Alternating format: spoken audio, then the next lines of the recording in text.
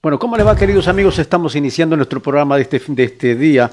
Estamos martes 15 de diciembre del 2020. Yo soy Milton Elías, estamos en Antena Global, su canal digital. Bueno, importantes informaciones. Bueno, el tema del Tribunal Contencioso Electoral y el Consejo Nacional Electoral. Sigue la pugna. Lo de fondo es el tema de tratar de diferir las elecciones. Por ejemplo, hay una nota que destaca el juez Torres que confirma que el coronel Arboleda ha presentado recurso subjetivo contra el CNE por haber calificado en firme el binomio de UNES. Reiteró que el fin de semana habrá una respuesta. Bueno, ese es otro dato también que está ganando la expectativa y el interés de los ecuatorianos. Ángel Torres ha confirmado que el coronel Arboleda ha presentado un recurso subjetivo en contra del CNE, no contra el binomio, sino en contra del CNE, por haber calificado en firme el binomio de UNES. Ha reiterado que el fin de semana habrá respuesta sobre esto. Inclusive otro dato que también gana la expectativa de los ecuatorianos es lo anunciado por Enrique Pita, que es el vicepresidente del Consejo Nacional Electoral, en el sentido de que habría la posibilidad de postergar las elecciones. Sobre esto también tenemos una nota. Vamos a reproducir una nota, una entrevista con Teleamazonas sobre este tema de Enrique Pita. Ahí lo vamos a escuchar cuál es la posición del vicepresidente del Consejo Nacional Electoral. Bueno, algunas cosas para comentar y también vamos a escuchar una importante entrevista que la hace RTU al candidato Andrés Arauz, explicando, reiterando con firmeza: no se va a desdolarizar en el gobierno de Andrés Arauz, por el contrario, va a fortalecerse la dolarización. Esto está muy claro. Pero hay cosas como, por ejemplo, están sacando de contexto y tratando de desprestigiar a este joven profesional sin lograrlo, solamente intentona, sin lograr, porque la imagen, la inteligencia, la planificación, la preparación académica en el ámbito económico y político de Andrés Arauz ya ha sentado sus reales en el país. Es decir, la mayoría de ecuatorianos profesan admiración y respeto por este joven profesional candidato a la presidencia de la República del Ecuador. Tratan ahí ciertas vocecitas aisladas de encontrarle la cuadratura del círculo, sin lograrlo, por supuesto, ¿no? Tratando de sacar de contexto las propuestas, etcétera, etcétera. Si alcanzamos, también vamos a escuchar una entrevista, también reproducir una interesante entrevista de Carlos Rabascal, entrevista realizada por el periodista sí, y Jimmy Jairala, los dos, sí. Creo que Jimmy Jairala solamente le hace la entrevista en esta ocasión. Bueno, Jimmy Jairala, que son extraordinarios periodistas y gran medio de comunicación del Jimmy Jairala. Entonces, sobre el tema, una propuesta innovadora, interesantísima, la propuesta que está causando revuelo y que ha sido bien recibido por parte de los ecuatorianos en torno a que habrá en el gobierno, en el eventual gobierno de Arauz y Rabascal, $1.000 para 1 millón de personas, especialmente las personas que fueron afectadas por el tema de la pandemia. Es interesante lo que debió hacer este gobierno, porque lamentablemente hubo plata en este gobierno para pagar a los tenedores, es decir, a los bonistas de la deuda externa. Para eso sí hubo plata. Sin embargo, para salir en auxilio de la gente perjudicada por la familia, no hubo dinero. Sin embargo, hay una propuesta innovadora muy interesante que hace Andrés Arauz y Carlos Rabascal en torno a la ayuda. No sé, ya vamos a escuchar esa entrevista. Podría ser una suerte como de subsidio, quizás subsidio, bueno, una ayuda. En todo caso, no comamos ansias y esperemos dentro de poquitos segundos la entrevista que vamos a reproducir con Jimmy Jairala y Carlos Rabascal. Bueno, vamos revisando algunos temas interesantísimos que tenemos que compartir con ustedes. Vamos en primera instancia a escuchar la resolución, digamos la votación por parte de Atamaín, que es la presidenta del Consejo Nacional, del Consejo Nacional Electoral, en torno al tema de Álvaro Noboa, un tema que está también candente en el país. Bueno, todo está candente en el país. Hay preocupación, cuidado.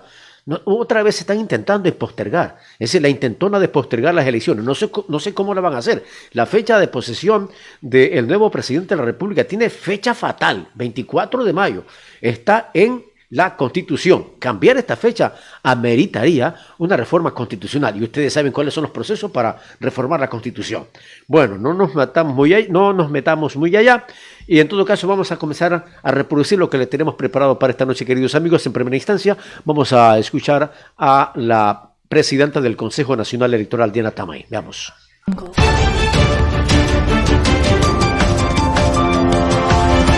Desde la presidencia del Consejo Nacional Electoral buscaremos garantizar la participación política de los ciudadanos, de garantizar el pleno ejercicio de sus derechos, pero en igualdad de condiciones, con las mismas reglas de juego, con las mismas condiciones y con la misma imparcialidad de siempre. De la lectura que se ha dado y del conocimiento que se ha puesto a este pleno del proyecto de resolución, en ninguna parte de su contenido vulnera estos derechos de participación política de los ciudadanos.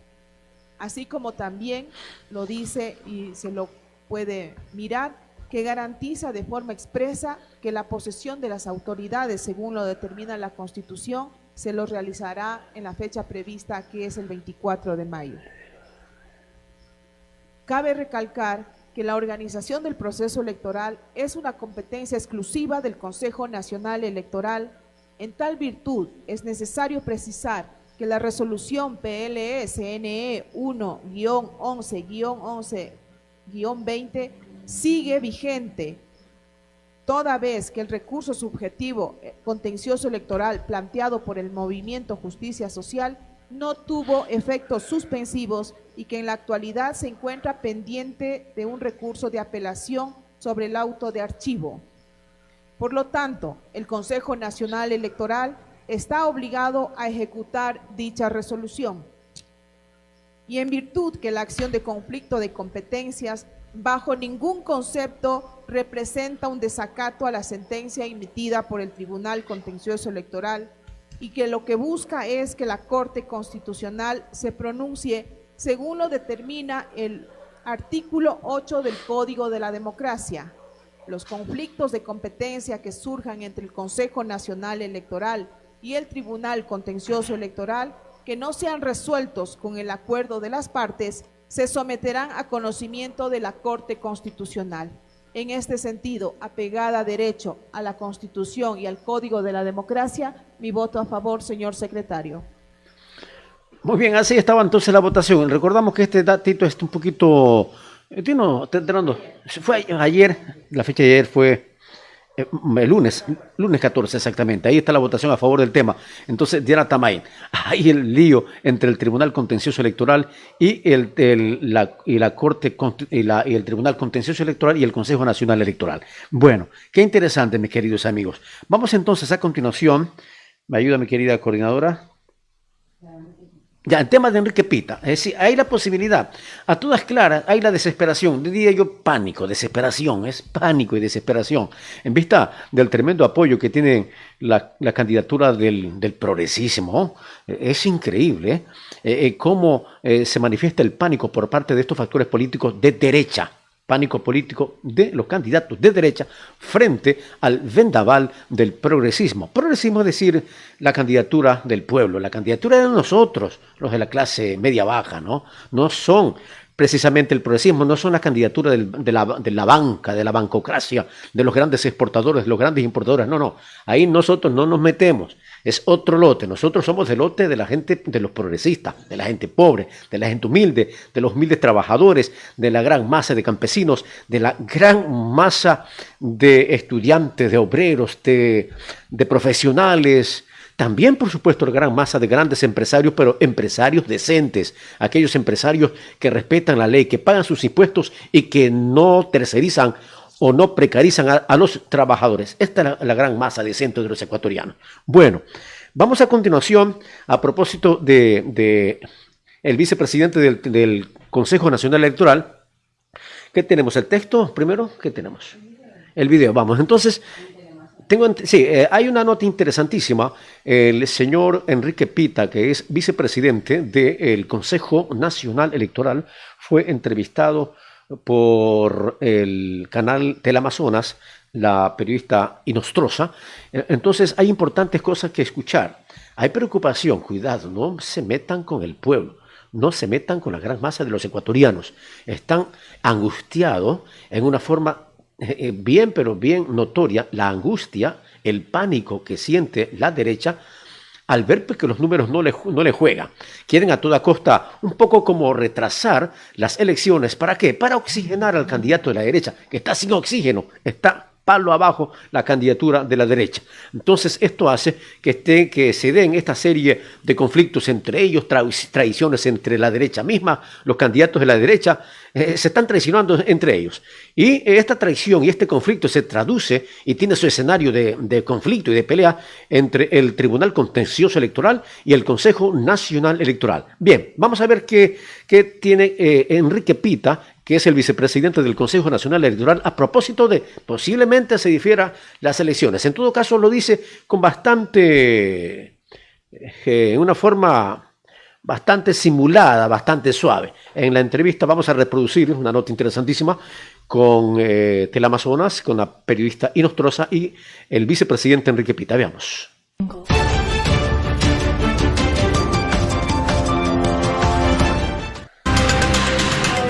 Muy bien, para esta semana lo que hay es pendiente la resolución entre un problema entre el Tribunal Contencioso Electoral y el Consejo Nacional Electoral. Hoy tenían que empezar a ser impresas 52 millones de papeletas para las próximas elecciones. Sin embargo, el Tribunal Contencioso Electoral asegura que las elecciones no están en riesgo, que hay todo el tiempo para poder cumplir con todas las fases para las próximas elecciones previstas en primera vuelta para febrero próximo, y dice que el Consejo Nacional Electoral ha desacatado una sentencia durante 44 días. Recordemos lo que dice el Tribunal Contencioso Electoral. Los 5 vocales, al parecer, sufren de amnesia colectiva que resulta sospechosa. Es así como el presidente del Tribunal Contencioso Electoral, el juez Arturo Cabrera, cuestiona al órgano administrativo electoral por no cumplir una sentencia. El Consejo Nacional Electoral, de manera consciente, pero arbitraria e ilegal, está desobedeciendo y desacatando una sentencia de este tribunal por 44 días hasta hoy. Asegura que a este organismo no le interesa quién gane las elecciones, sí garantizar los derechos de participación y en este caso los derechos de la organización política Justicia Social, que de los 103 días que tuvieron todas las organizaciones para el proceso, 49 días no tuvo personería jurídica y los últimos 44 días le han negado el derecho de participación y exige que el CNE cumpla con la sentencia de este tribunal. Las sentencias del Tribunal Contencioso Electoral son de cumplimiento obligatorio, son de última y definitiva instancia, no pueden ser interpretadas, analizadas al antojo o cumplidas parcialmente. Este criterio lo desaprueba el expresidente del Tribunal Supremo Electoral, Carlos Aguinaga. El cumplimiento de esas medidas de reparación integral les puede hacer incurrir en mucho delito penal. Mientras tanto, otra ex autoridad electoral asegura que son todos los que integran el órgano electoral, en las dos instancias, quienes le deben al país. Es terrible lo que está pasando. Estos organismos electorales o se portan conforme al derecho, o mejor que se vayan a su casa, cerramos las puertas y buscamos un nuevo organismo con gente profesional, seria. El presidente del Tribunal Contencioso Electoral asegura que las omisiones y el desacato del Consejo Nacional Electoral traerán consecuencias para los 5 consejeros y recuerda a los ciudadanos y organizaciones políticas que pueden ingresar denuncias hasta 2 años después. En Quito, María Gracia Acosta, 24 horas. Vamos a hablar precisamente sobre este tema con el vicepresidente del Consejo Nacional Electoral, Enrique Pita. Señor Pita, buenos días y bienvenido a nuestro programa. Gracias, buenos días, saludos cordiales. Anoche el Consejo Nacional Electoral tomó una decisión para resolver este problema que hay con el contencioso. ¿Cuál es esa decisión? Bueno, en primer lugar, sobre la base de lo que escuché, la declaración del consejero del juez Cabrera, en realidad para el Consejo Nacional Electoral también es fundamental mantener el derecho de participación de las organizaciones políticas y por supuesto de los candidatos al cumplimiento de los requerimientos, igualdad de condiciones para todos, y eso es lo que en algún momento dado ha traído un conflicto entre cómo ha interpretado el Tribunal Contencioso Electoral nuestra aplicación a las recomendaciones o a lo decidido por el Tribunal Contencioso Electoral, que ellos consideran que lo hemos hecho a medias, y adicionalmente en un conflicto de resoluciones del mismo Tribunal Contencioso Electoral, encontramos que es necesario recurrir a la Corte Constitucional para efecto de que ellos diriman cuál es la situación en relación a esta situación a la cual estamos enfrentando, para la participación de una organización política y los derechos de sus candidatos a intervenir en el próximo proceso electoral. Ahora, la Corte Constitucional pues también se toma su tiempo para poder analizar si se están afectando o no se están afectando los derechos de una persona o un grupo, en este caso. ¿Y las elecciones qué? Hoy tenían que ser ya empezar a imprimir las 52 millones de papeletas para las próximas elecciones para cumplir con el calendario electoral, pero al parecer todo está en riesgo, señor vicepresidente. Bueno, el riesgo no lo hemos impuesto nosotros, y yo quiero ser enfático en tal situación, porque tendríamos que mirar ya la aplicabilidad de lo que resolvió el Tribunal Contencioso Electoral dentro de una corrida de calendario, sin que existiese algún tipo de propuesta o de impedimento, de apelación que se presente en relación a las candidaturas que se fueran a presentar respondiendo a lo dispuesto por el Tribunal Contencioso Electoral. Si no hubiese ningún tipo de acción que se interponga, eran 23 días lo que se requiere. Pero si se interponen acciones, nos vamos por lo menos a 53 días, lo cual ya nos pone prácticamente en el día de las elecciones. Por lo tanto, aquí tenemos un problema de calendario, por un lado, pero por otro lado, el tema de competencias y de interpretación de lo que se ha resuelto. No está ya en nuestra responsabilidad. Nosotros hemos hecho lo que tenemos que hacer. Imaginémonos en el supuesto caso que la Corte Constitucional diga que no hemos tenido la razón, que la Corte Constitucional ha tenido la razón. Vamos a tener que sentarnos y mirar el efecto que va a tener en un momento dado el aplicar lo que dispuso la Corte Constitucional en relación al calendario. Pero yo insisto, decisiones tomadas, confusas, que en un momento dado se han prestado interpretaciones y claro, quienes las han orinado dicen, esto es lo que yo he querido, y sin embargo posteriormente emiten otra resolución con decisiones que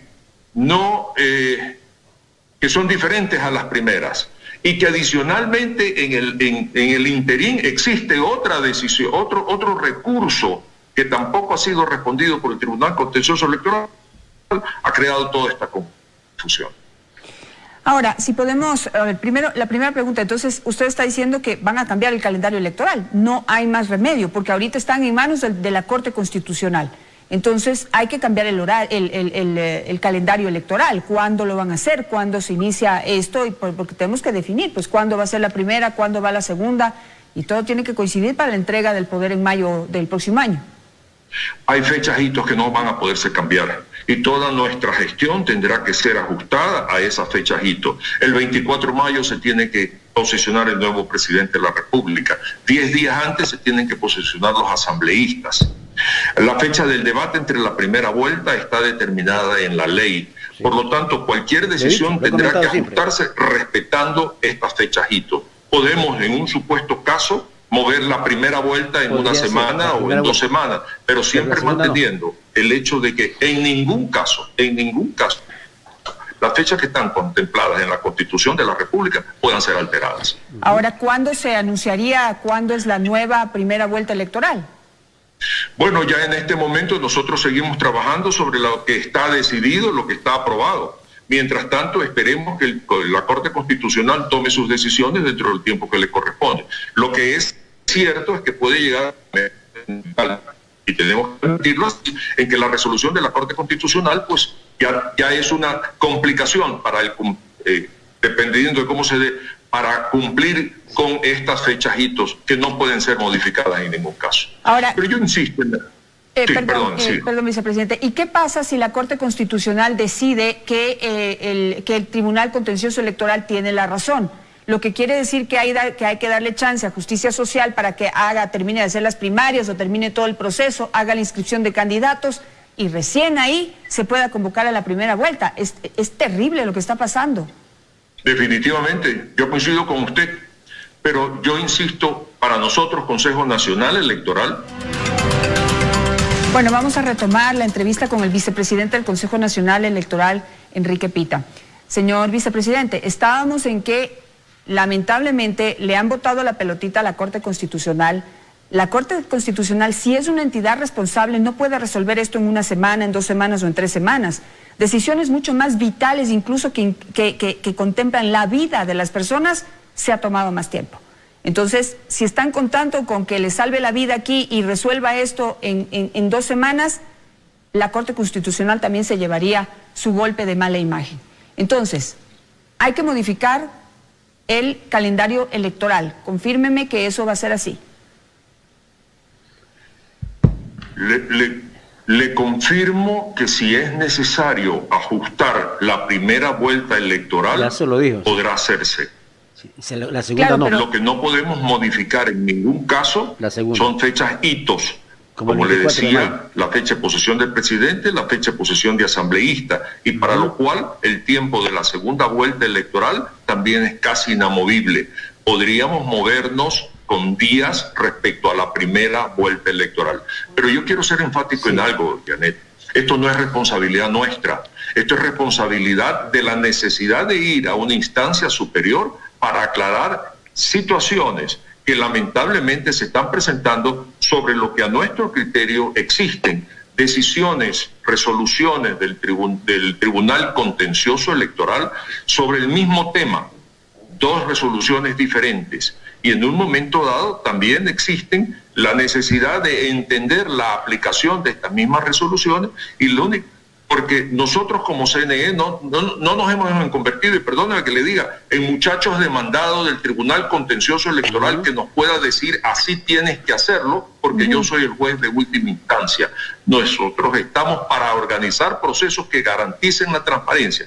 Y si dentro de esta situación hay un conflicto para entender este tema de resoluciones confusas o de resoluciones vigentes, 2 resoluciones sobre un mismo hecho, tenemos que recurrir a una instancia superior, porque ya vemos Claro. que el Tribunal Contencioso Electoral se ratifica en yo te dije, mira cómo lo haces y mira cómo lo entiendes. Y así Ahora, no es como nosotros podemos trabajar. Pero lo que hemos conocido hasta hoy, en mis 30 años de periodista, es que en época electoral y en elecciones la máxima autoridad es el Consejo Nacional Electoral. Si el Consejo Nacional Electoral ya tomó una decisión, tenía que haberla ratificado. ¿Por qué no ratificaron la decisión? Y bueno, y a defenderse, pero ya responsables con la organización del próximo proceso electoral. Si ustedes consideran que tienen la razón y que es el Tribunal Contencioso Electoral que está equivocado, y ustedes son la máxima autoridad en elecciones, ¿por qué le botan la pelota ahora a la Corte Constitucional y complican aún más esto? Porque de acuerdo a la norma vigente con las últimas reformas, se establece que la última instancia respecto a justicia electoral la tiene el Tribunal Contencioso Electoral. Es perfectamente claro que ellos podrían incluso sancionarnos con destitución en un momento dado, porque consideran que hemos desacatado su decisión. Y precisamente para eso, de que ellos puedan decir que hemos desacatado, lo hemos llevado a otra instancia, para que sea otra instancia superior la que decida qué es lo que exactamente tenemos que hacer, para precisamente evitar, y de acuerdo a nuestro criterio, para que se clarifiquen las reglas del juego. Nosotros organizamos procesos electorales. Mire usted, en un caso extremo, vamos a llegar entonces al punto de que cuando proclamemos resultados, el Tribunal Contencioso Electoral podría decir que el procedimiento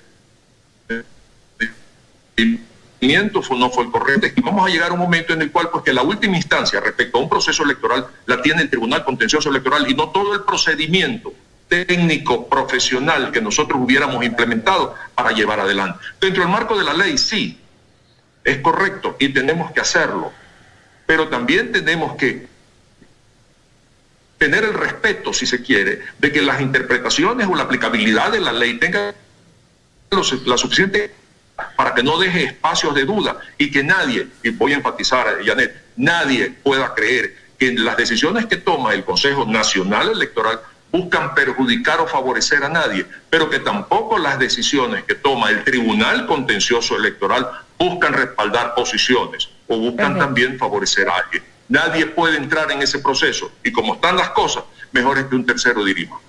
Perfecto, me quedo con eso. Muchísimas gracias al vicepresidente del Consejo Nacional. Bueno, muchísimas gracias, importantísimo. Bueno, hay un par de cosas que dijo y creo que lo dijo bien. Estamos de acuerdo. Bueno, este es un lío entre el Tribunal Contencioso Electoral, es decir, esto es una pelea entre ellos, se han traicionado, el candidato de la derecha, entre ellos se han traicionado, los de la derecha. ¿Cuáles son los candidatos de la derecha? Álvaro Novoa, problemas con trabajadores, despidos intempestivos, etcétera, etcétera, Hacienda Clementina, arrebato de herencia a sus hermanas, fraude tributario, evasión de impuestos, Álvaro Novoa. Y en esa misma línea están los otros candidatos, el tema del Lazo, ya conocemos todo el tema del Lazo, el tema del Partido Social Cristiano. Entre ellos se están peleando, entre ellos se están traicionando. Al otro lado de la vereda está el progresismo, el candidato de nosotros del pueblo, la gente pobre, la gente humilde, los trabajadores humildes, los campesinos humildes. Ahí estamos todos nosotros ahí, en la candidatura, representado en la candidatura del progresismo en la persona de Arauz y Rabascal. Bueno, de esa parte están tranquilos porque tienen un vendaval de voto que les espera en las elecciones. Y reitero, en el lado de la derecha se están como traicionando. Los unos están utilizando el Tribunal Contencioso Electoral. Allí disparan misiles al Tribunal Contencioso Electoral, al Consejo Nacional Electoral. En el Tribunal Contencioso Electoral, el gobierno con Moreno y los dinerillos que van y vienen, ustedes pueden imaginar. Y por parte del Consejo Nacional Electoral, ahí está manejando la otra fracción de la derecha compuesta por el Partido Social Cristiano, es decir, Nebot y creo Lazo. Entonces, entre ellos se están peleando, entre ellos se están traicionando. Así es evidente, pero una cosa sí es verdad. Quieren darle oxígeno al candidato de la derecha, porque al final del día, a la hora del té y en el juicio final, los intereses políticos y económicos de Álvaro Novoa son los mismos intereses de Lazo y son los mismos intereses de Nebot. Lazo, que representa a la bancocracia, Nebot, que representa a los importadores y exportadores, y también en esa misma línea Álvaro Novoa, que representa a los grandes exportadores, de banano especialmente. Entonces, entre ellos, versus la otra candidatura, que es la candidatura del pueblo, la candidatura del progresismo representado por el señor Andrés Arauz. Una cosa sí es verdad, que tratan de darle oxígeno intentando posponer la fecha, pero por lo menos ha tenido algo de decencia Enrique Pita en decir lo que hemos nosotros comentado y lo dice la Constitución, está escrito en piedra. El 24 de mayo es la posición del nuevo presidente, cada 24 de mayo. Para cambiar esa fecha, ameritaría una reforma a la Constitución con todos los procesos que ya ustedes y nosotros conocemos. Entonces, eso sí lo dijo Pita clarito. Es decir, podrían posponer la primera vuelta, ¿no? Sí, 10 días antes de los asambleístas del 24 de mayo. Esa fecha está escrita en piedra, inamovible. Son fechas fatales, para poner un poquito de expresión que decimos nosotros los abogados al referirnos a los términos y la fecha y los términos fatales. Esas son fechas fatales. Bueno, podrían medio adelantar unos 10 días la primera vuelta. Ahora, ¿habrá primera vuelta? Es lo que la gente dice. ¿Por dónde primera vuelta? Si la intención de voto del progresismo está completamente elevado. Es un vendaval. Mientras... ¿Ah? No habrá segunda vuelta, sí, exactamente. No habrá segunda vuelta. Es decir, ¿segunda vuelta de qué? Cuando todas las intenciones de las encuestas dan que el progresismo gana en primera vuelta. Son discusiones, son temas interesantísimos. Vamos a seguir. El tema de Andrés Arauz. Estamos en esta línea de desbaratar la desinformación y la manipulación. Y vaya que estamos teniendo éxito. Quedan poquitos ahí para esclarecerlo, que todavía los hay. Se resisten a ponerse en la línea de la transparencia y de la claridad. Ahí están insistiendo para navegar y para estar ahí subyacente en la oscuridad y en la desinformación. Nadie me come cuento de Venezuela y nadie me come cuento de que van a terminar con la dolarización. A otro perro con ese hueso ya nadie les come cuento. Insiste en el tema de la desdolarización. Por ejemplo, vamos a reproducir una interesante entrevista que le hace la periodista nacional Luisa Delgadillo de RTS para insistirle con Andrés Arauz en el tema de la desdolarización. Andrés Arauz, muy inteligente, preparado como es, con las mejores credenciales profesionales y de preparación académica, el candidato del progresismo vuelve a insistir: no vamos a desdolarizar.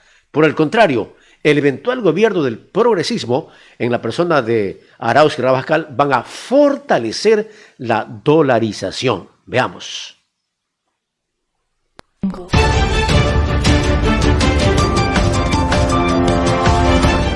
Estudios, el economista Andrés Arauz, candidato a la presidencia de la República por la coalición Unión por la Esperanza. Economista, qué gusto que nos acompañe. Luisa, un saludo a todos quienes nos están viendo, especialmente a las madres de familia que nos sintonizan el día de hoy.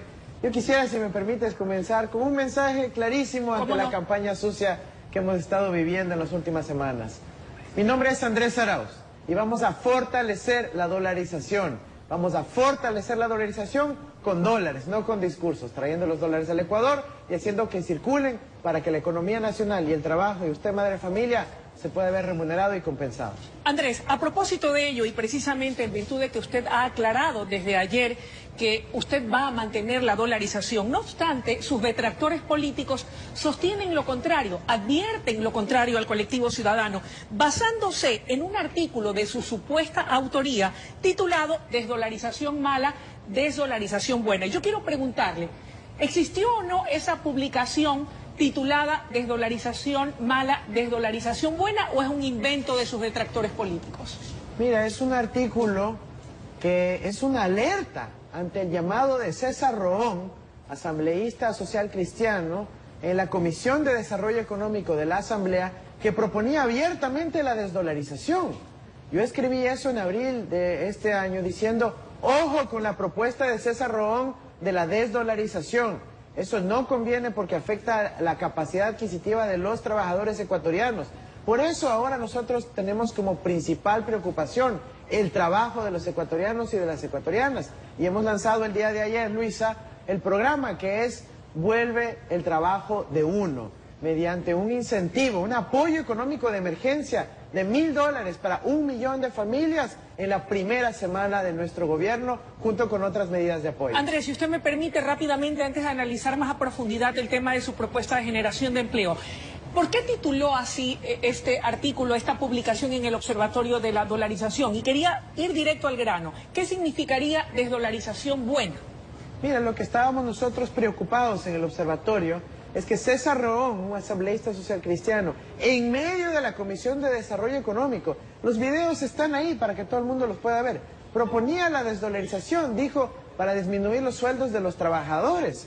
Nosotros decíamos no, lo que hay que impulsar más bien es que los dólares que están afuera vuelvan al Ecuador, y que si es que los ecuatorianos quieren sacar sus dólares al exterior, pues que paguen un peaje como el impuesto a la salida de divisas. A eso es lo que nos referíamos, y es por eso que estamos cuidando la dolarización que beneficia a las familias ecuatorianas. Ese es el punto central de todo aquello. ¿Y cómo la van a fortalecer desde su gobierno, Andrés? Mira, la dolarización no se fortalece con discurso de uno que otro banquero que está sacando comisiones y tasas de interés tan altas a nuestro pueblo. ¿De qué manera entonces? Eso se fortalece con dólares.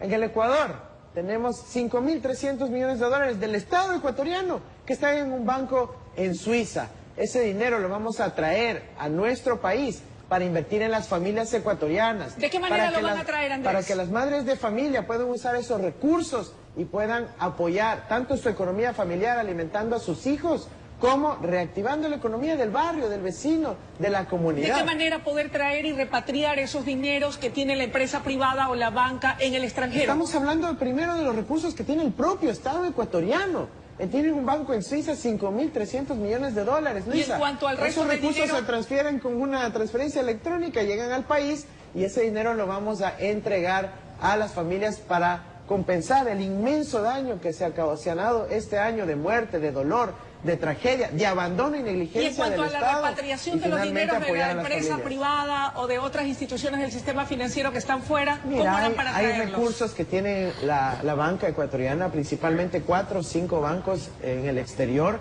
que suman 6.500 millones de dólares. Una parte de esos recursos tiene que volver al Ecuador. ¿De qué manera? Para generar crédito, mediante regulaciones estatales, para que puedan generar crédito en el país. ¿Se puede obligar a aquello, a traerlo, a hacer que lo traigan de vuelta? La banca ecuatoriana tiene que servir al Ecuador, dar crédito a las familias ecuatorianas y no estar amenazando todos los días de que te van a mandar a la central de riesgos, como ya lo han hecho con muchas personas y Generación de familias empleo, ecuatorianas. estimado Andrés, generación de empleo. ¿De qué manera va usted a generar esas 800.000 plazas de trabajo y si esto corresponde solo a un año o a los 4 años de su gobierno? Mira, nosotros estamos trabajando para que todo el país pueda recuperarse económicamente. Es nuestra principal y única prioridad en el corto plazo, resolver la crisis económica de las familias ecuatorianas. Algunos se confunden y piensan que la cuestión de la economía es resolver la contabilidad o el Excel. Aquí hay que resolver a las familias ecuatorianas, darles soluciones. ¿Y cómo va a crear esas plazas de empleo? Son 800.000 fuentes de trabajo que estamos impulsando. Primero, a través de la reactivación de la economía con el consumo familiar. Segundo, 3.000 millones de dólares para obras, especialmente de municipios, prefecturas y juntas parroquiales, obras en tu barrio, en tu comunidad. Luego, inversión para el apoyo a la empresa privada, para que pueda contratar a más gente y no despedir a los que ya tienen. Es lo que se debió haber hecho cuando la pandemia inició.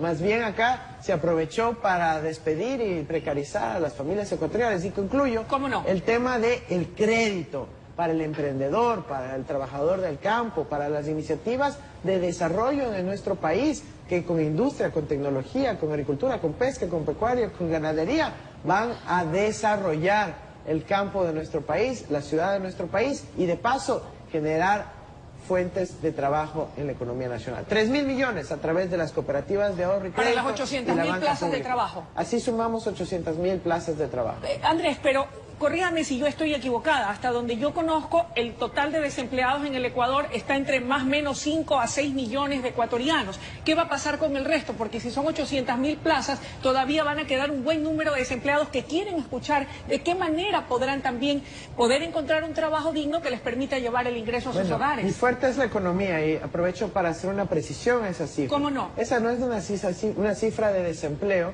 es una cifra que suma subempleo y desempleo. Bien. La cifra de desempleo es muchísimo menor y a lo que a nosotros nos interesa no es generar, como dicen unos por ahí, precarizando, flexibilizando, destruyendo los derechos laborales. ¿Cómo lo van a hacer ustedes? No queremos generar monitos emprendedores, como lo dijo Lenín Moreno. ¿Qué es lo que usted propone? Queremos generar trabajo digno, con afiliación a la seguridad social, con condiciones de estabilidad, como usted lo que requiere, madre de familia, como usted lo requiere, amigo, que nos está viendo, un trabajo que genere estabilidad, no con incertidumbre de mañana sí, pasado mañana no. Andrés, usted dijo en recientes declaraciones, y quiero citar textualmente sus palabras, que el pueblo ecuatoriano no debe, a partir del 24 de mayo, gobernar solamente por 4 años, sino 20 o 50 años como un proceso de transformación profundo. ¿El pueblo ecuatoriano representado por quién, Andrés? Miren, para aclarar eso yo no he dicho ni a Andrés Arauz ni me he referido a ninguna persona en particular. ¿A quién se refería? Hemos hablado del pueblo ecuatoriano, porque los procesos de desarrollo requieren justamente políticas de largo plazo. Le voy a dar un ejemplo. Pero alguien tiene que representarlos, ya sea una candidatura o tendencia, Andrés. No sé si ¿Usted de usted qué es recuerda partidario? cuando Alfredo Palacio, Sí, un expresidente, propuso al país una consulta popular en donde decía, invirtamos en salud y en educación, hagamos un plan decenal de educación, hagamos el compromiso de que nunca nadie va a disminuir el gasto y la inversión. ¿Se en refiere salud y usted a educación. políticas a largo plazo? Exactamente. Y acá en este gobierno, incluso esos que eran consensos nacionales con tanto respaldo, fueron desmanteladas. Eso es lo que necesita el Ecuador para lograr su desarrollo, resolver las condiciones inmediatas, pero también las de largo plazo. Tenemos que trabajar con esa perspectiva. Eso es lo que necesita un país. ¿Quiere decir entonces que indistintamente de la persona y de su tendencia o de la tendencia ideológica de quien nos gobierne, usted está así a favor de la alternabilidad en democracia? Pero por supuesto, son las reglas democráticas, está en nuestra Constitución. Si nosotros lo que queremos es que haya democracia, es lo que nos han querido impedir. Pero lo que sí es importante es que el país tenga prioridades claras, centradas en las necesidades del pueblo ecuatoriano, de las familias ecuatorianas que nos ven, para poder tener un esquema a 20, a 50 años, me ratifico, en beneficio del pueblo, no de unos pocos banqueros. Andrés, otra de sus propuestas es poder en la primera semana de su gobierno entregar $1.000 a 1 millón de familias ecuatorianas para poder reactivar el consumo y así mover la economía. ¿De dónde van a salir esos recursos? Así es, Luisa, fue justamente aquí en este espacio hace algunos meses que dijimos que nuestra prioridad era poner dinero en el bolsillo de las familias ecuatorianas para reactivar la economía familiar, que es la principal que debemos atender ahora. Ahora finalmente hemos concluido todos los estudios técnicos, hemos detectado las fuentes de financiamiento, hemos detectado los mecanismos para que eso sea posible en el corto plazo y que podamos cumplir nuestra promesa de campaña. Nosotros somos gente seria, responsable. Lo hemos hecho ya en el pasado. Recordemos el 15 de enero del 2007, cuando el decreto 003 fue aumentar la asignación para las familias más ¿De dónde pobres van a del salir Ecuador. esos recursos para el millón de familias? Como lo mencioné antes, el Estado ecuatoriano tiene 5.300 millones de dólares en el exterior. Si es que el 7 de febrero la lista 1 logra la victoria de nuestro país, vamos a poder traer ese dinero e invertirlo en las familias ecuatorianas, en usted, madre de familia. Andrés, ¿qué pasa si no entran a la segunda vuelta? ¿Qué harán? ¿A qué tendencia apoyarán en el hipotético escenario? Ya que en la política, como en el fútbol, cualquier cosa puede suceder. Mira, sinceramente yo creo que el respaldo ciudadano que estamos teniendo es masivo.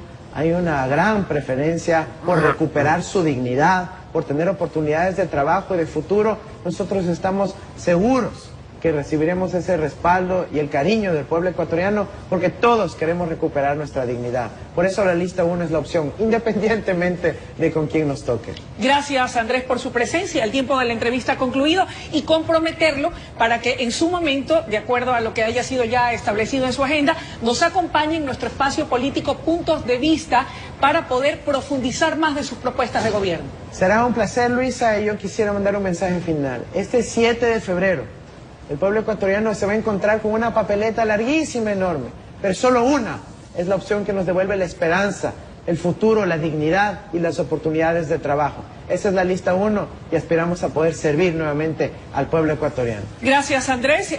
Bueno, qué interesante. Ahí estaba, bueno, el tema de la dolarización, sigue claro el asunto, vamos a persistir. El eventual gobierno de Arauz va a fortalecer la dolarización, va a poner más dólares en la economía, en la circulación de dineros en el Ecuador.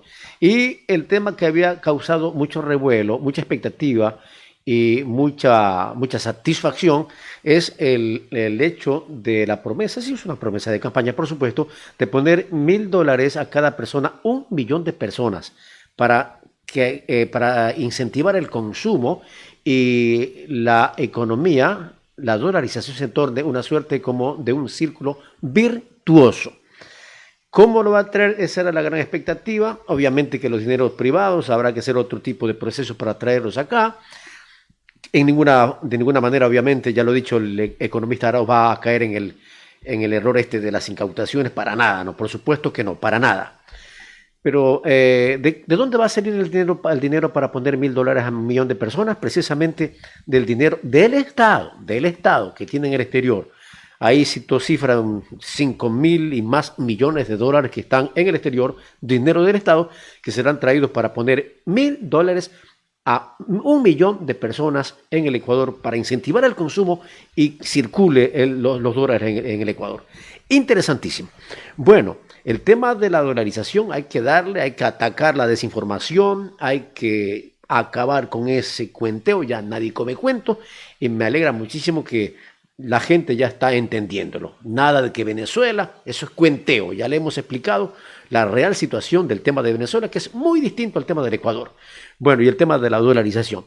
Y a propósito, inmediatamente, si tenemos tiempo para revisar, compañera, también vamos a reproducir una interesantísima nota que le hiciera el licenciado Jimmy Jairala a el economista el ingeniero comercial Carlos Rabascal, candidato a la vicepresidencia de la República del Ecuador. Y habla precisamente de temas económicos, estos temas que son tan interesantísimos y que han despertado mucha expectativa en nuestro país. Vamos a ver, disfrutemos de esta nota también muy interesante con Carlos Rabascal, la entrevista realizada por el licenciado Jimmy Jairala. Veamos.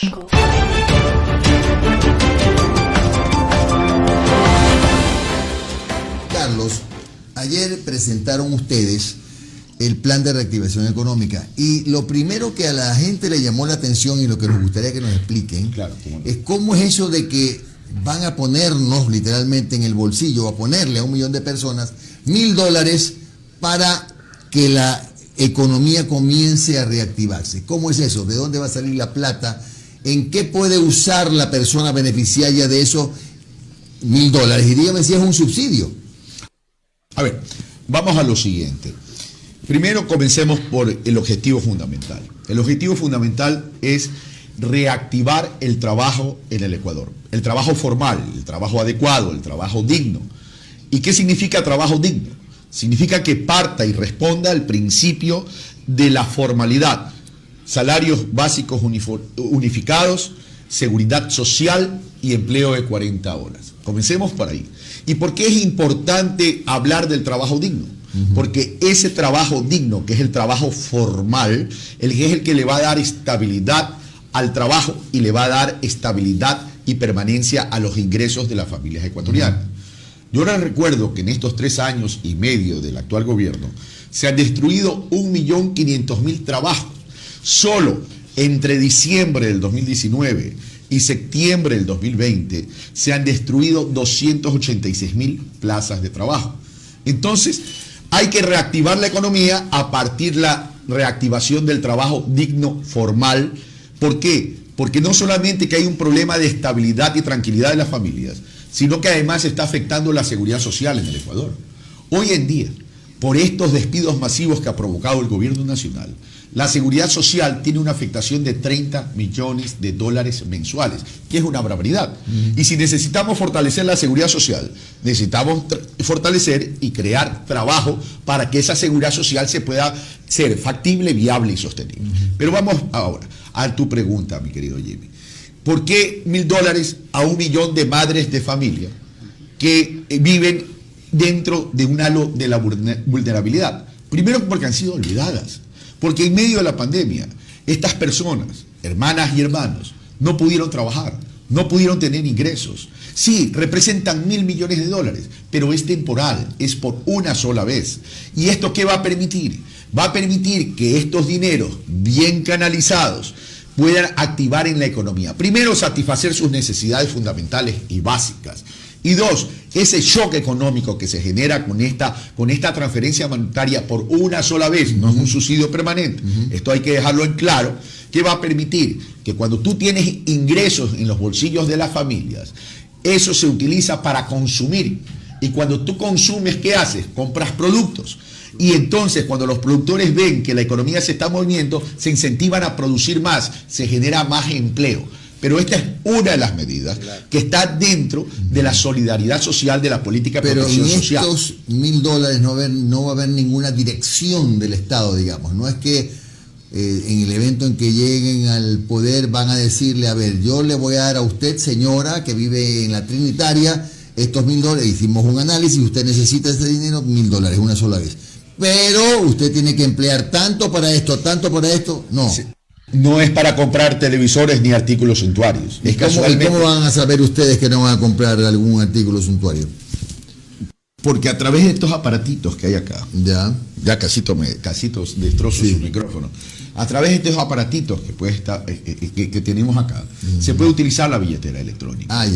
Y esa billetera electrónica puede establecer los cupos y las asignaciones para lo que realmente necesita. Te agradezco por tu pregunta, porque es tremendamente pertinente. Eso lo van a recibir las personas en su celular. Claro. A ver, ya existe la billetera si no tiene electrónica. Celular, alguien de la familia tendrá que tener. Sí, es decir, para que reciban, esto te permite canalizarlo adecuadamente, porque hoy en día ya esto existe. Y además la evolución del IVA, antes se lo devolvía a través de la billetera electrónica. No estamos inventando la pólvora. Lo que estamos haciendo es optimizar lo que ya existe. Y a eso se llama, lo que la gente no entiende de este sector de la derecha, es construir sobre lo construido.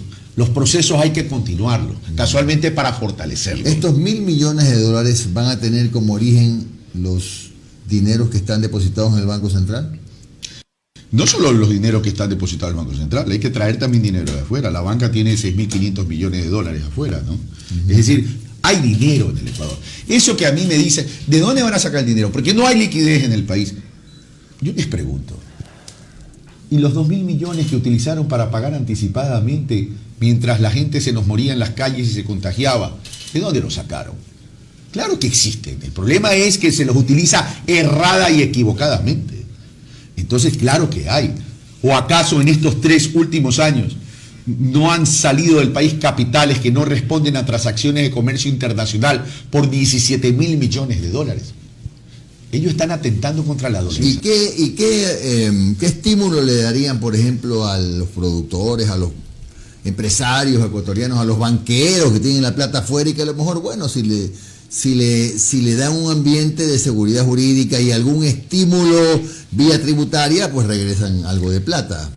A ver, en el tema de la banca, simplemente con decisión de política de la Junta de Regulación Monetaria y Financiera.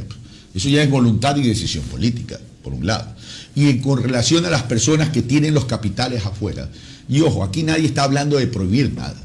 Aquí lo que se está hablando es que si se ha generado esa riqueza en el Ecuador y si se la quieren llevar, por lo menos que contribuyan al desarrollo del Ecuador pagando algo. Y no estamos hablando de inversión extranjera directa, porque esa ya está exenta de cualquier impuesto de salida de divisas. Así que por el tema no va ahí. A lo que tú refieres a los capitales nacionales residentes en el exterior. Primero, hay que crear causas comunes, Jimmy.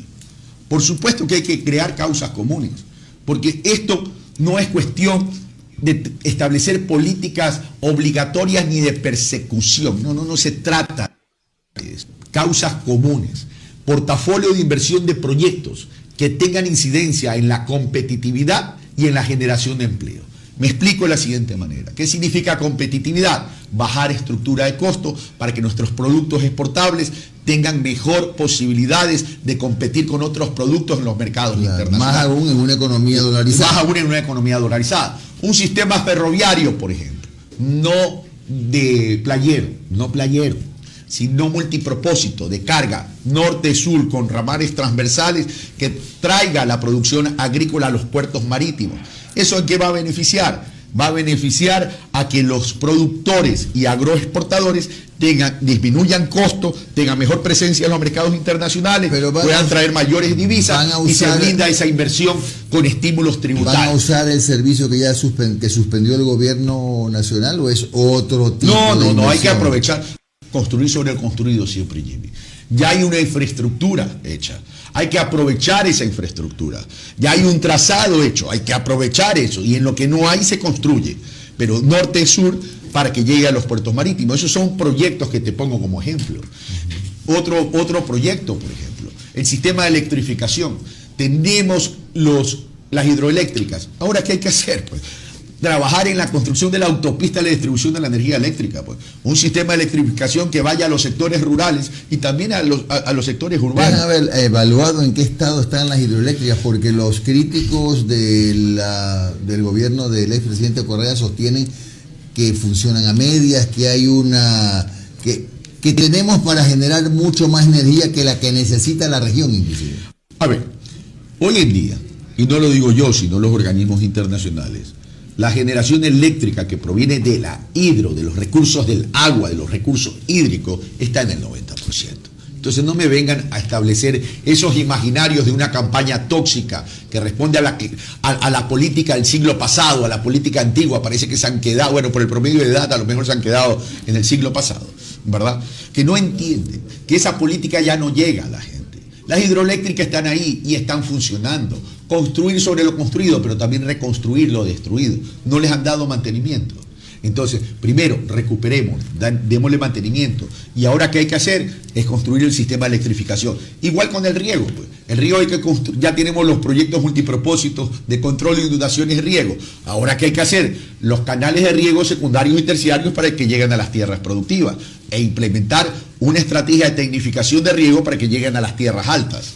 Noboa debe ser candidato a la presidencia. ¿Está bien o está mal que le hayan bloqueado o que le estén bloqueando la aspiración? No sé si legítima o no, es legal o no, pero la realidad es que en este momento no puede ser candidato. A mí no me preocupa que sea candidato o no sea candidato. Todo el mundo tiene derecho a participar. Yo no voy a entrar a ese juego, Jimmy. Y no porque tú me lo preguntes, sino porque ese es el debate que se está dando. A mí lo que me preocupa es la falta de transparencia del Tribunal Contencioso Electoral y la falta de transparencia del Consejo Nacional Electoral. Fíjate tú, que ya estamos inscritos, calificados y en firme, y el Tribunal Contencioso Electoral el día de ayer admite otra apelación de estos señores ¿Cómo? ¿Eso es nuevo? A ver. Sí, a ver. Ayer se presentó otra apelación contra el binomio de la esperanza, cuando ya estamos inscritos, calificados y firmes, es que y el Tribunal Contencioso Electoral la admite. En teoría, ahí me prende la alerta. No debería ser admitida. ¿Presentada por quién? Por los mismos señores. Freire y Pero, a ver, aquí no hay... O sea, Omar, bríndele otro café para que pase. No, es que perdón, nosotros siempre hemos estado muy ajustados a lo que dice la ley. Regresa de vacaciones recién. No, pero esto fue anoche. Ustedes tienen el privilegio, información privilegiada que no la tenemos nosotros. Pero Omar sí lo sabía. No puede ser admitida. Correcto. Otra impugnación cuando ya están inscritos en firme. O sea, no puede, tú has dado en el clavo, no puede ser admitida. Pero la preocupación aquí es por qué la admiten entonces. Hay una agenda oculta. Ahora, primero se nos quiso impedir la participación electoral de Arauz Rabascal. Ahora estamos viendo que como ya no lo pudieron impedir, porque ya estamos en la papeleta electoral, lo que se trata es aplazar o suspender las elecciones, patear las elecciones para... Bueno, si es que ya tengo que decir, como yo no soy juez, puedo pronunciarme, ¿no? Si esto es admitido, porque tiene que haber un trámite de admisión. ¿Fue presentado o admitido? Una cosa es presentar, la otra es admitirlo. Está admitido. Admitido a trámite, o sea, Admitido corren 15 días entonces. Claro. Admitido. Admitido a trámite. Permítame ponerlo con énfasis. Admitido. Absurdo. Bueno, pero no tiene, en realidad, no tiene ni pies ni cabeza. Es un chiste. Pero eso te da la pauta, Jimmy y Omar, que esto refleja la falta de transparencia, la manipulación y la metida de mano al proceso electoral. Ahí no hay ninguno. Bueno, y ahora sí ya no me quedó la más mínima duda, que es terrible, ¿no? Admitir lo inadmisible es lo que ha pasado. Bueno, en todo caso, a ustedes, Carlos, ¿les da lo mismo que participe o que no participe Álvaro Noboa?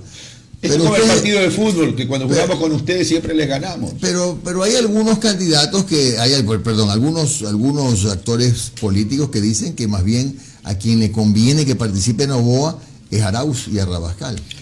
A ver, ¿a quién le quita votos el señor Noboa? Eso es problema de la derecha ecuatoriana, eso no es problema nuestro. Es un problema de la derecha ecuatoriana. Si el señor Noboa le quita votos a Lasso y Lasso le quita votos a Noboa, es un problema de ellos.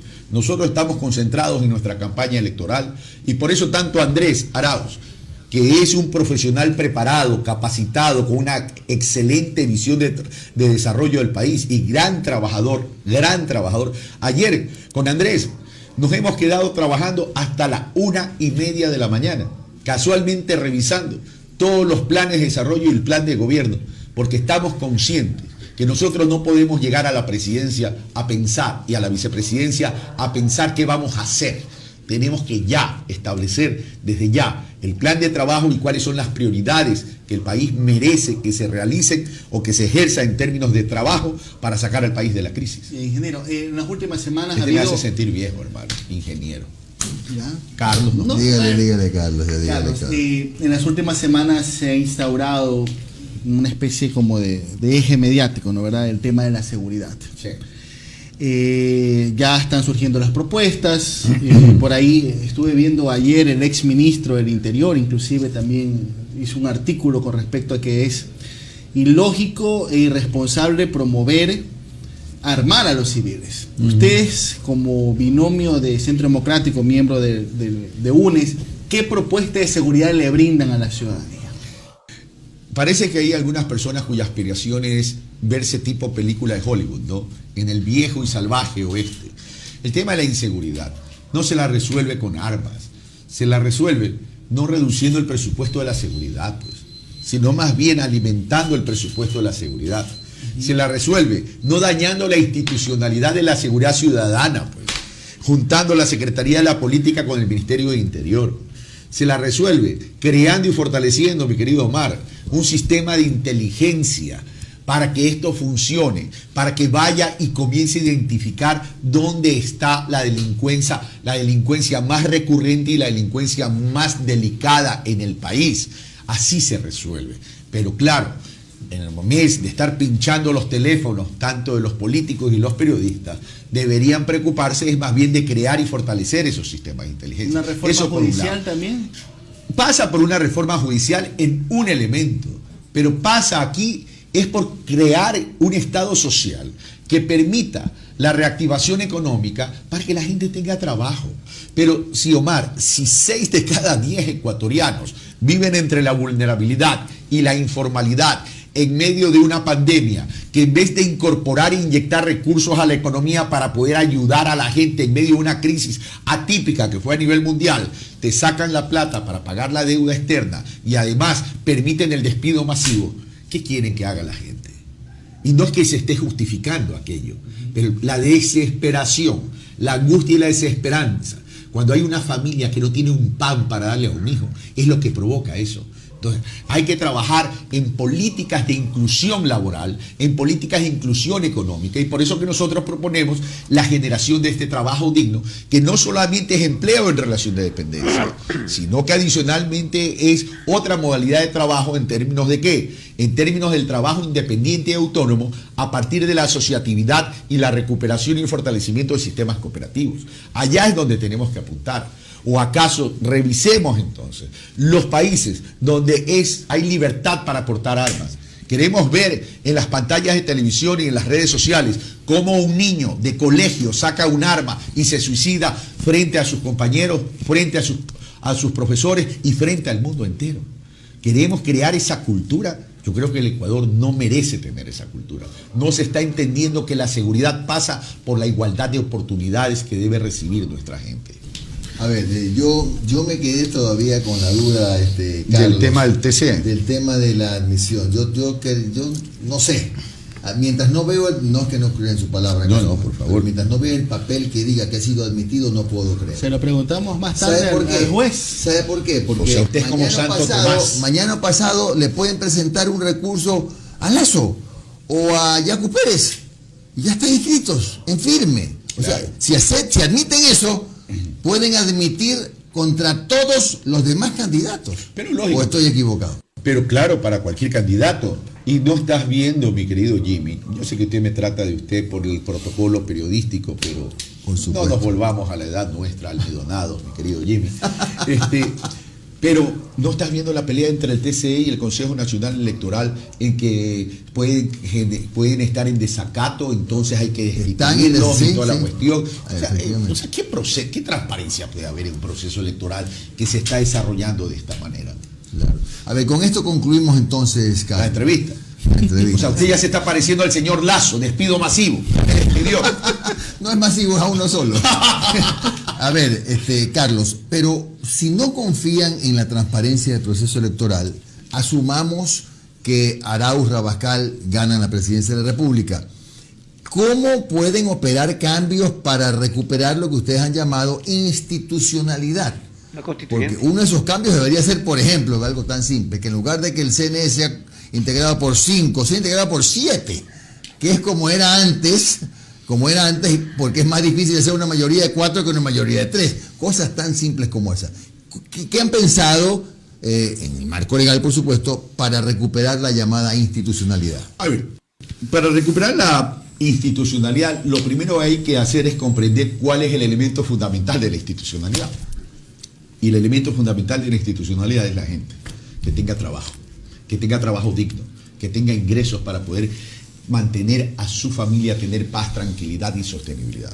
Pero a tu pregunta con el Consejo Nacional Electoral, no lo hemos hablado con Andrés en ese punto, porque los problemas acuciantes del Ecuador en este momento son otros, son los relacionados con la economía, son los relacionados con el trabajo, son los relacionados con la tranquilidad de las familias ecuatorianas. Pero si ya me preguntas a mí, como persona natural y no como candidato, yo creo que tenemos que entrar a una gran reforma política, comenzando por los partidos políticos, y que las autoridades electorales no respondan a cuotas de los partidos políticos, porque no puedes ser juez y parte y no puedes poner al ratón cuidando el queso. Y ahorita hay poco queso y muchos ratones. 9:05 fue Carlos Rabascal, candidato. Muy bien. Perfecto, muchas gracias. Interesantísima. Realmente estaba analizando y observando la entrevista de Carlos Rabascal y la entrevista del economista Andrés Arauz. Bueno, razón tiene de tener la intención de voto tremenda, ¿no? Unos 40%, 45% intención de voto. Extraordinarios candidatos, definitivamente, extraordinarios. Qué preparación, qué claridad en las propuestas, qué bien ubicado con su gente y qué diferente a otros candidatos. No hay ninguna propuesta, ¿no? Puras peleas, puras chifladuras, puras payasadas. Y qué diferente la candidatura del progresismo, gente con mucho conocimiento, con sólida preparación. Hablar de Arauz, es un joven muy preparado. Hablar de Carlos Rabascal, son personas muy preparadas, ¿no? Entonces razón tienen de estar, prácticamente si las elecciones fueran en este momento, ganaban en primera vuelta, ¿sí? Definitivamente. Ahí está la explicación. Bueno, yo quería despedirme, pero usted me pone una cosita que leer acá, ¿qué es esto? Ya, no sé si es posible poner un poquito más amplio esto. Muy bien, vamos a ver, entonces esto es el Tribunal Contencioso Electoral. Perfecto, dice cartelera virtual, página web institucional. Dentro de la causa asignada tal, se ha dictado lo que a continuación me permito inscribir. El Tribunal Contencioso Electoral, Quito Distrito Metropolitano, 14 de diciembre, antecedentes, esto está largo, no están las cosas pertinentes. El 11 de diciembre del 2020 a las 16 horas 54 minutos se recibe en la Secretaría General de este organismo un escrito en 8 hojas y en calidad de anexos de 2 hojas. Hagamos una cosa, dejemos para mañana esto, es bastante largo y estamos un poquito medio cansados ahora. Bueno, esto vamos a dejar para mañana, justamente es una información. Ya, vamos a ver, si ubicamos, dice, ya, perfecto, me parece bien. Este es el Twitter de Pichincha Universal, dice, atención, el Tribunal Contencioso Electoral Ecuador admite recurso en contra del binomio Arauz-Rabascal de UNES Ecuador, interpuesto por Carlos Arboleda y Wilson Freire, vinculados al partido Sociedad Patriótica. Pero como lo dice Jimmy Jairala y como lo dice Omar Jaén y también Carlos Rabascal, esto no debió ser admitido. Mañana vamos a ampliar un poquito más. Este adefesio, ya esto ya raya en lo impresentable. Ese recurso ni siquiera debió ser admitido. Han presentado un recurso en contra de un binomio en firme. Y como inteligentemente lo comentaba Rabascal, Jairala y Jaén, Omar Jaén, entonces mañana pasado van a recibir impugnaciones subjetivas contra todos los binomios en firme y nunca va a haber elecciones. ¡Qué caos institucional! ¿A dónde vamos a parar? Pero todo por el temor y el pánico que tiene la derecha corrupta, genocida, la derecha criminal, fascista y corrupta del Ecuador, en el eventual hecho que gane el pueblo representado en UNES y en primera vuelta. Es un pánico increíble, ¿no? La derecha fascista, la derecha golpista, la derecha criminal, tiene terror de que gane las elecciones el pueblo representado en Arauz y Rabascal. Eso es todo el temor, Por eso es que incidentan, oye, ahí se prestan para estos señores Freire y el otro es Acosta, algo así.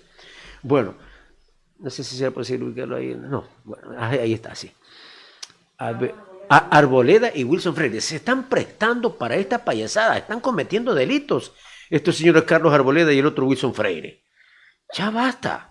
Es decir, todo el temor, incidentan este tema por el temor y el pánico que tiene la derecha. Pero acabamos de decir, no pudo haber admitido, pero es parte del caos institucional que tiene su génesis en el Trujillato del 7 veces sí. Ahí comienza el desbarajuste institucional de nuestro país. ¿Cómo van a admitir? Es como que hay una sentencia ejecutorial y de repente la admiten otro recurso. No. Pero para no irnos muy allá, ya estos binomios están en firme. Y si mañana pasado admiten un recurso subjetivo contencioso contra un binomio en firme, mañana pues van a interponer recursos contra todo el mundo, contra todos los binomios. Consecuencia, se dilata, demora, caos, desinstitucionalización, terror y temor a que el pueblo gane las elecciones en primera vuelta. El pueblo, todos los ecuatorianos, representados en la candidatura del progresismo, en la persona de Arauz y Rabascal. Valdría decir que el correísmo gane las elecciones, porque el correísmo es el movimiento más fuerte que actualmente existe y de mucha aceptación en el Ecuador. Así de simple. Bueno, habrá mucha tela que cortar en las próximas horas en torno a esta situación.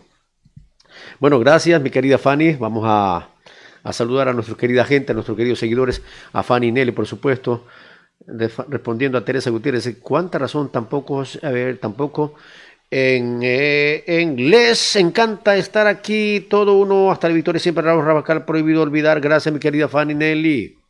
Bueno, saludos para todos los amigos que nos escriben. Alexandra Gómez, como siempre, buenas noches, abogado. Gracias, mi querida Alexandra Gómez. Fanny Nelly, por supuesto, buenas noches, abogado Milton Elías. Muchas gracias. Algo me decía, ¿no? También para aquí tenemos a el doctor Clay Ider David Cabrera Espinosa. Qué gusto, mi querido Clay. Mi querido doctor, dice, doctor, buenas noches, me dice, deme su número, debo ir a Puerto Viejo el jueves y estaré hasta el viernes. Ah, qué bueno, mi querido doctor. Acá, ya, aquí está su número, yo lo voy a anotar y luego le pego una llamadita, pero ya sería mañana, mi querido doctor. Mañana lo llamo para conversar unos 5 minutos y quedar de acuerdo para vernos el día jueves que va a estar aquí en Puerto Viejo. Perfecto, mi querido doctor. Doctor Milton Elías Macías, amigo entrañable. Le remito mi número para estar comunicado. Sí, efectivamente, ya vamos a anotar el número y luego lo voy a grabar en mi teléfono, mi querido doctor Clay Ider David Cabrera Espinosa. Es un gran profesional del derecho vamos a conversar con él acá personalmente. Bueno, Livington Aguirre, gracias mi querido Livington Aguirre, también está con nosotros. Marianita Mora Alcíbar, hola abogado, aquí estamos, presidente, dice. Perfecto, Marianita Mora, presente, que ya lo pude notar que quiso decir presente, ¿no? Sí. Marianita Mora Alcíbar, querida Mariana, ¿cuánto la queremos? Gracias. Saludos para Anthony Vélez, gracias mi querido Anthony. Para Bolisa Casa, saludos para Gabriele Yepes, saludos para Anthony Vélez, para Edison Alvear, para Pablo Melo, para Felipe Vidal Ronquillo Paredes, para Fanny Nelly, por supuesto, para Big JC, todo uno, Osvaldo Barros, saludos para él. Dice, Lazo no ganará ni nunca ganará, quiere amarrar su candidatura y su ganancia. Gracias, Carlos Manuel Calle. Carlos Manuel, gracias. Yanevera escribe, respondiendo a Anthony Vélez, no señor, Noboa tiene solo el 4% de votación electoral a nivel nacional. A quien no le conviene es a Lazo, el binomio de la esperanza tiene el 68%. Y le dijo Carlos Rabascal que a quien no le conviene es a Lazo, le dijo Rabascal. El binomio de la esperanza tiene el 68% de intención de votos. Así que a los revolucionarios no les va ni les viene que participe o no el payaso de Álvaro Noboa, que por cierto tiene Parkinson, pero las ambiciones pueden más a estas oligarquías, al igual que Lazo, que ya ni sostenerse puede. Es verdad, tienen gravísimos problemas de salud, es verdad, sí, tienen gravísimos problemas de salud. Muy inteligente Yanevera cuando dice, pero ¿por qué tienen que preocuparse por Álvaro Noboa? Y enhorabuena que lo recuerda Yanevera. Álvaro Noboa le pierde la vida jurídica de su movimiento político en el anterior y en la presente porque no completó el 4% de votos en el padrón electoral nacional. Una vez que perdió la vida jurídica Álvaro Noboa con el solo, ni siquiera el 4%, entonces la pregunta es, ¿qué méritos ha hecho Noboa para recuperarse electoralmente frente a los ecuatorianos? Primero, estuvo a favor del Fondo Monetario en octubre pasado, cuando el pueblo lo mataban, 11 muertos en Quito. La represión tremenda, bombas, balazos y palos a nuestros queridos hermanos indígenas, a sus hijitos, a sus madres, a sus abuelitos. ¿Qué hizo Álvaro Noboa? No hay mérito para que haya mejorado su aceptación de voto. Luego,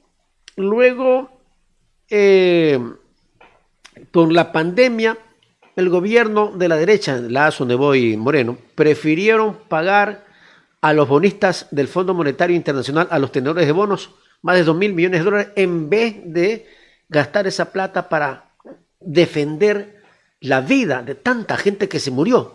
¿Qué dijo Álvaro Noboa para mérito? Nada.